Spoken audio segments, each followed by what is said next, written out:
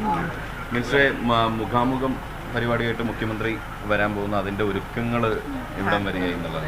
ഒരുക്കങ്ങളെല്ലാം പൂർത്തീകരിച്ചുകൊണ്ടിരിക്കുന്നു. 2000 വിദ്യാർത്ഥികളാണ് മുഖാമുഖം പരിപാടിയിൽ പങ്കെടുക്കുന്നത്. വിവിധ മേഖലകളിൽ പ്രതിഭ തെളിയിച്ചിട്ടുള്ള വിദ്യാർത്ഥികളെയാണ് ക്ഷണിച്ചിട്ടുള്ളത്.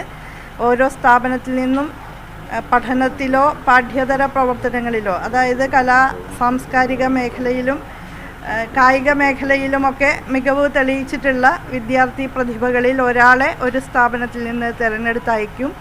അതുപോലെ യൂണിയൻ ഭാരവാഹികൾ എന്നുള്ള നിലയിൽ നേതൃത്വപരമായ കഴിവുകൾ തെളിയിച്ചിട്ടുള്ള വിദ്യാർത്ഥികളെ സർവകലാശാല യൂണിയനുകൾ പരിപാടിയിൽ പങ്കെടുപ്പിക്കും.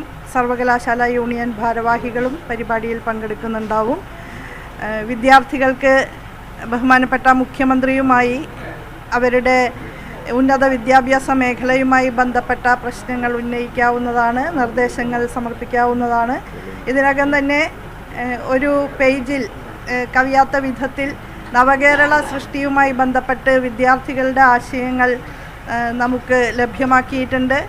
അതിൽ നിന്ന് തിരഞ്ഞെടുക്കപ്പെട്ട 60 വിദ്യാർത്ഥികളായിരിക്കും മുഖ്യമന്ത്രിയുമായിട്ട് സംവദിക്കുക. ബഹുമാനപ്പെട്ട മുഖ്യമന്ത്രി ആമുഖമായിട്ട് നവകേരള സൃഷ്ടിയിൽ ഉന്നത വിദ്യാഭ്യാസ വകുപ്പ് വഹിക്കേണ്ടുന്ന പങ്കിനെക്കുറിച്ച് സംസാരിക്കും. അതുപോലെ വിദ്യാഭ്യാസ മേഖലയിലെ വിദഗ്ധരായ ഏതാനും പേർ മുഖ്യമന്ത്രിയോടൊപ്പം വേദിയിലുണ്ടാകും.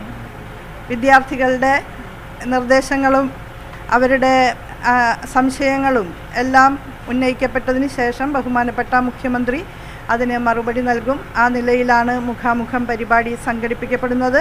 മലബാർ ക്രിസ്ത്യൻ കോളേജിലാണ് മുഖാമുഖം പരിപാടിക്ക് വേദി ഒരുക്കിയിട്ടുള്ളത്. അതുമായി ബന്ധപ്പെട്ട എല്ലാ ക്രമീകരണങ്ങളും നല്ല നിലയിൽ മുന്നേറി കഴിഞ്ഞിരിക്കുന്നു.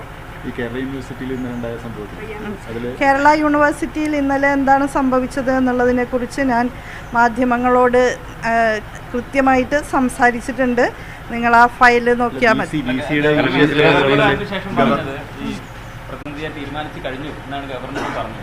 ഗവർണർ എന്തുകൊണ്ട് അത് പറഞ്ഞു എന്നുള്ളത് അദ്ദേഹത്തോടല്ലേ ചോദിക്കേണ്ടത്. അവിടെ എന്താ സംഭവിച്ചത്, സെനറ്റിൽ എന്ത് സംഭവിച്ചു? സെനറ്റ് എന്ന് പറയുന്നത് സർവകലാശാലയുടെ പരമോന്നത ജനാധിപത്യ വേദിയാണ്.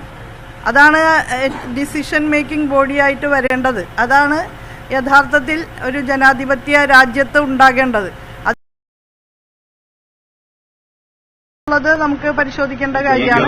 ജനാധിപത്യത്തിനെതിരായി നീങ്ങുന്ന ഒരു സാഹചര്യം അല്ല, ഞാൻ അറിഞ്ഞിട്ടില്ല ഗവർണർ എന്താണ് അതുമായി ബന്ധപ്പെട്ട് പറഞ്ഞിട്ടുള്ളത് എന്നുള്ളതിനെ സംബന്ധിച്ച് എനിക്കറിയില്ല. അത് ആരാണ് കേരളത്തിന്റെ ഉന്നത വിദ്യാഭ്യാസ മേഖലയിൽ പ്രശ്നങ്ങൾ ഉണ്ടാക്കാൻ ശ്രമിക്കുന്നത് എന്നുള്ളത് ഇന്ന് കേരളത്തിലെ ഏത് കൊച്ചുകുട്ടിക്കും തിരിച്ചറിയാവുന്ന അവസ്ഥയുണ്ട്. കേരളത്തിലെ ഉന്നത വിദ്യാഭ്യാസ രംഗം വളരെ സർവകലാശാലകളും കോളേജുകളുമൊക്കെ നാക് അക്രഡിറ്റേഷനിലും NIRF റാങ്കിങ്ങിലുമൊക്കെ വലിയ മുന്നേറ്റം തന്നെയാണ് കാഴ്ചവെച്ചുകൊണ്ടിരിക്കുന്നത്. ആ സന്ദർഭത്തിൽ ആ മേഖലയെ കലുഷിതമാക്കി തീർക്കാനുള്ള ഇടപെടലുകൾ ഏതു വശത്തു നിന്നാണ് ഉണ്ടാകുന്നത് എന്ന് നിങ്ങളെല്ലാവരും കണ്ടുകൊണ്ടിരിക്കുകയാണല്ലോ. നമുക്ക് നോക്കാം. അങ്ങനെ ബാധിക്കാൻ പാടില്ലല്ലോ. ഇപ്പോൾ ദേശീയ തലത്തിൽ ഉണ്ടായിക്കൊണ്ടിരിക്കുന്ന വളരെ പ്രതിലോമകരമായിട്ടുള്ള ചില അംശങ്ങൾ, വിദ്യാഭ്യാസ മേഖലയെ പ്രതികൂലമായി ബാധിച്ചുകൊണ്ടിരിക്കുന്ന ചില കാര്യങ്ങൾ, അത് കേരളത്തിൻ്റെ ഉന്നത വിദ്യാഭ്യാസ മേഖലയിലും ഉൽപ്പാദിപ്പിക്കാൻ ചില ശ്രമങ്ങൾ നടക്കുന്നുണ്ട്. അതിൻ്റെ ഭാഗമായിട്ടുള്ള പ്രശ്നങ്ങളുണ്ട്. പക്ഷേ അതിനെ അഭിസംബോധന ചെയ്തുകൊണ്ട് തന്നെ കേരളീയ സമൂഹവും ഉന്നത വിദ്യാഭ്യാസ മേഖലയും ആത്മവിശ്വാസത്തോടു കൂടി തന്നെ മുന്നോട്ട് പോകും, അതിജീവിക്കും എന്നാണ് എനിക്കിതുമായി ബന്ധപ്പെട്ട് പറയാൻ. കേരളത്തിന്റെ